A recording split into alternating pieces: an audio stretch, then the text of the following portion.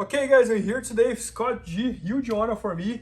Guys, Scott is the strength and conditioning coach of the judo national team here in US, here in Massachusetts with Jimmy Pedro and Travis Stevens.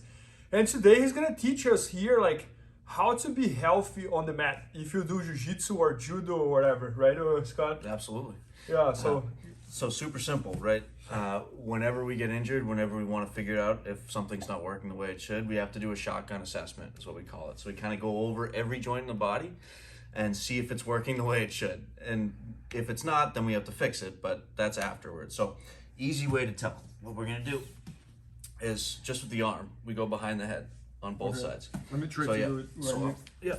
we can go on knees and you go arm behind the head as far as you can. And then, and Bernardo said shoulder surgeries, elbow surgery. Elbow surgery, yeah. And then switch sides. Yep, same thing. And it should both be the same. And then we do, you should be able to get that hand to the mid back. Yeah. And then underneath. And that's very interesting because I just had my elbow surgery, but for example, was on this elbow and I can do this with this arm. Before the surgery, my elbow would just come until like here, wouldn't go down. So I can see You that actually let it recover works. and gave it rest. Yeah.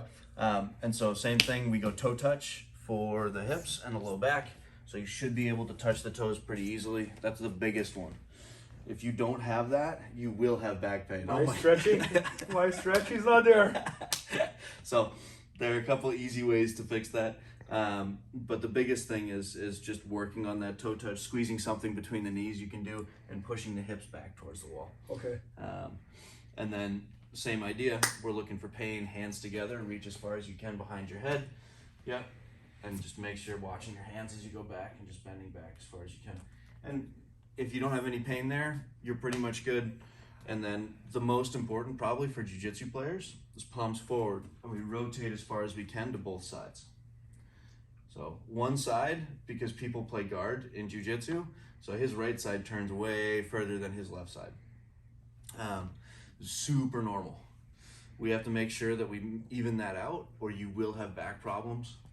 You'll have shoulder problems on the side that you turn too far to. And that bleeds all the way down to the wrist, the elbow, the neck. So there's some really, really simple ways to do it. One of the easiest ways to restore rotation, we'll just talk about rotation real quick, is with the hip. We just do a huge circle and try to get that shin parallel to the mat and just hang out there as far as you can back and forth. Yeah. And so usually when we don't have rotation, it's because the stabilizers aren't allowing the spine to rotate, and that all starts with the hip. So we go against the wall if you need a little bit of extra support, and we just rep these out over and over and over again until the lateral hip is strong.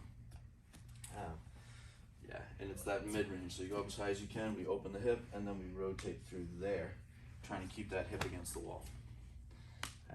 And same thing to the other side. Yeah.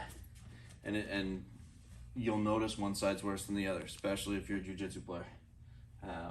Or a judo player on Newaza, same idea. Everyone has one side. Wrestlers are a little bit different. That usually ends up hurting your neck. So anything specific to the neck, that's one of my problems. Yes. So real easy way people mess up their necks is everyone thinks that they need to stretch the back of the neck. This is the biggest misconception with necks. We need a curvature in the back of the neck. Okay. There needs to be a curve. So, and the best way to fix your neck is passively. So if you take a towel and roll it up until the back of your head's just barely touching the ground, and then just hang out there for 20 minutes. And just let the neck rest in that position. You don't want to crank on the neck, you don't want to pull the neck. You need to have that curvature. Then you can start doing things like the iron neck. You can start doing the band stretches, but you need that curvature so first. You have a towel You fold it in half long ways, and then you roll it up, and that's usually the right size. Okay. And then you put behind your neck. Behind your neck, just to restore the curvature, and then just and hang then out you lay down and just stay there. And just stay there. Okay. And then from there, you can take your jiu-jitsu belt, go behind the head, and just hold passively, going forward and backwards. You see like the old Gracie videos of him doing it with. But you have to have that curvature first. People skip that step, and then you have real bad neck damage, and you can herniate discs even. So that's easiest with the neck. There's some neck traction stuff. I would stay away from that. It's a real easy way to herniate something. If a therapist goes, hey, we'll just traction your neck, they probably don't understand that you've landed on your head a lot. And Scott, so we are talking here about like how to identify the injury, and if you have the injury, how to fix the injury. Right? Come back. But what about how to prevent injuries? Yes. So injury prevention, like we talked about here, knowing that right you have the same range on both sides, is going to stop you from being injured. Okay. Which is the shotgun assessment. If we go through it consistently and you check before you train, all right, I can touch my toes. Okay. I know how to get myself to touch my toes, and I never am not able to touch my toes. Your chance of injury goes down a ton. Okay. Okay. The other few things that are good for injury prevention are plyometrics. So like jumping, landing.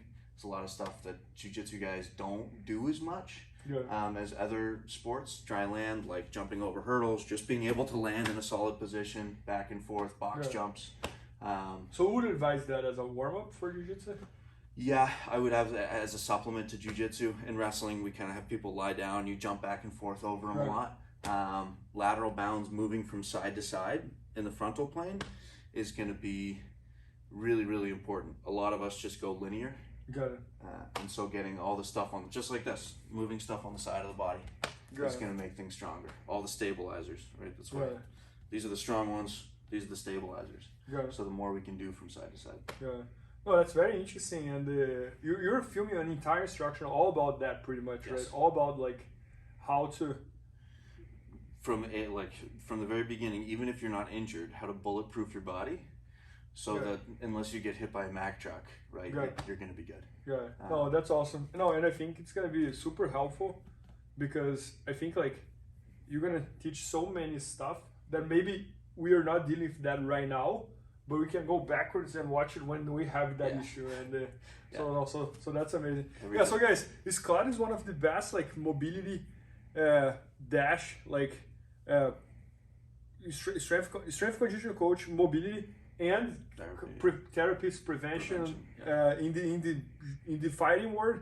He works with the judo national team here in US, and I think like the judo guys probably get hurt a lot more than the jiu-jitsu guys, because they're falling all wrong into that. And Travis especially. And Travis especially. Always bro. So guys, Scott's instruction is going to be at bjjfanatics.com, so make sure to check that out, and maybe by the time you're watching, it's already there. So thanks so much, Scott. Cool. Thank you. Please help me out to grow my YouTube channel. Just click subscribe. And to watch more videos, just click under see more videos. I hope you enjoyed. BJJFanatics.com. Use the promo code YouTubeFaria to get 10% off any instructional video. Improve your jiu-jitsu faster.